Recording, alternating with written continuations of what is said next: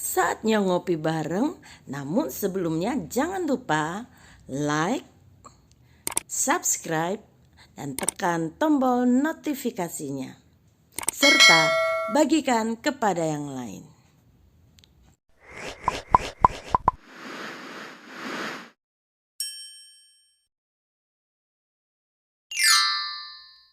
Kesetiaan hingga akhir. Wahyu 2 ayat yang ke-10b. Hendaklah engkau setia sampai mati, dan aku akan mengaruniakan kepadamu mahkota kehidupan. Kata martir berasal dari bahasa Yunani yang artinya saksi atau orang yang memberi kesaksian, dan kemudian menjadi martir yang artinya seseorang yang rela mati demi membela imannya kepada Tuhan Yesus Kristus. Kisah Para Rasul mencatat bahwa Stefanus adalah martir yang pertama. Ia adalah salah satu dari 7 orang diaken yang dipilih oleh para rasul untuk melayani kebutuhan jemaat. Stefanus dipilih karena dikenal baik, penuh iman dan Roh Kudus. Karena pelayanan Stefanus dan 6 orang lainnya, maka pelayanan para rasul semakin terbantu, firman Tuhan semakin tersebar, dan jumlah murid Tuhan Yesus di Yerusalem semakin bertambah. Stefanus juga dipakai Tuhan untuk mengadakan mujizat dan tanda-tanda bagi orang banyak. Dia juga memberitakan Injil kepada orang-orang yang telah membunuh Tuhan Yesus. Namun mereka menjadi marah ketika tidak sanggup melawan karunia yang dimiliki oleh Stefanus. Dan mereka kemudian menghasut beberapa orang untuk menyebarkan berita bohong, hingga akhirnya Stefanus ditangkap dan dibawa ke mahkamah agama.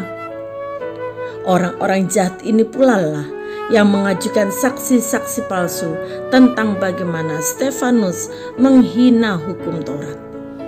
Saat ditangkap, Stefanus diberikan kesempatan untuk menjawab pertanyaan imam besar. Namun pembelaannya itu semakin memancing amarah mereka.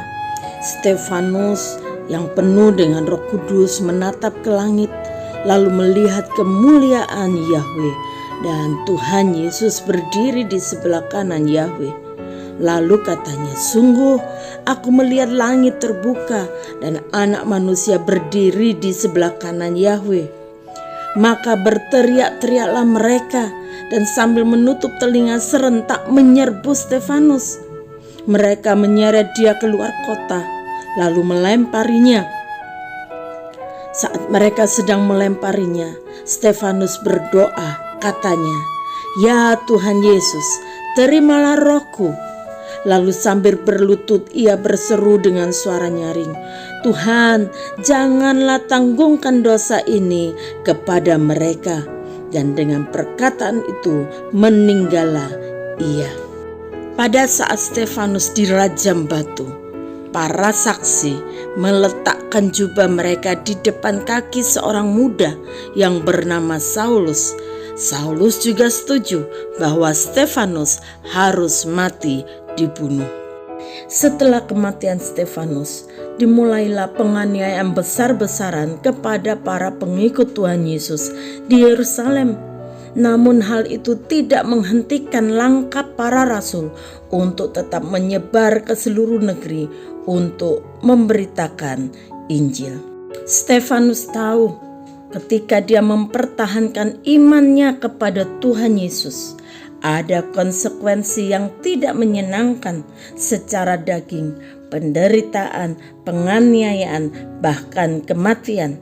Tetapi Stefanus tahu apa yang harus dia pilih. Bukan berkat jasmani yang mereka cari di dunia yang fana ini, tetapi keselamatan yang kekal. Sehingga Stefanus tetap teguh terhadap imannya kepada Tuhan, sekalipun dia harus mati.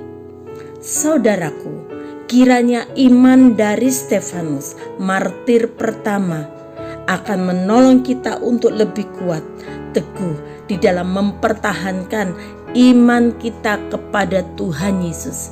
Karena hidup di dalam dunia ini bukan hanya untuk menikmati kesenangan, tetapi adalah perjuangan untuk sampai ke tanah perjanjian yang Tuhan sudah sediakan bagi setiap orang yang setia sampai akhir. Bapa, terima kasih untuk keselamatan yang Tuhan berikan kepada kami. Terima kasih untuk iman yang Tuhan taruh di dalam hati kami, sehingga kami boleh percaya kepada Tuhan Yesus. Karena itu tolong kami untuk boleh terus mempertahankan iman kami kepada Tuhan, pengharapan kami, kasih kami kepada Tuhan sampai akhir. Apapun yang terjadi, biar kami terus berpegang kepada iman, pengharapan, dan kasih kami kepada Tuhan sampai Tuhan Yesus datang. Di dalam nama Tuhan Yesus kami berdoa. Haleluya.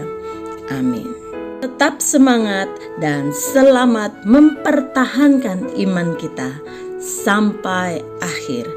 Tuhan Yesus memberkati.